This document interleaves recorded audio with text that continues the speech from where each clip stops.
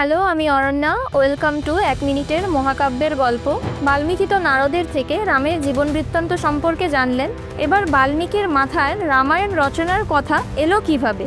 একদিন বাল্মীকি ওনার এক শিষ্যের সাথে তমসা নদীর তীরে ঘুরে বেড়াচ্ছিলেন। ওই নদীর কাছেই এক কপোতী সঙ্গমরত অবস্থায় ছিল।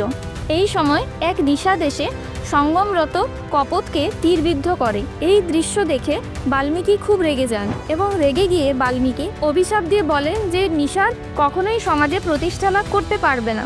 নিষাদকে দেওয়া এই অভিশাপ বাল্মীকির মুখ থেকে শ্লোক আকারে নির্গত হয়। তারপর বাল্মীকি ওনার আশ্রমে ফিরে আসেন এবং ফিরে এসে দেখেন ব্রহ্মা ওনার আশ্রমে উপস্থিত। ব্রহ্মা বাল্মীকিকে বলেন, তোমার মুখ থেকে যে শ্লোক নিঃসৃত হয়েছে সেটা আমার ইচ্ছে অনুযায়ী হয়েছে। তুমি নারদের থেকে যে রামের জীবন কাহিনী শুনেছ ওটা তুমি শ্লোকের আকারে লেখো, যেটা পরবর্তীকালে রামায়ণ হিসেবে পরিচিতি পাবে। যতদিন এই পৃথিবী থাকবে তোমার লেখা এই রামায়ণ সবার মুখে মুখে প্রচারিত হবে।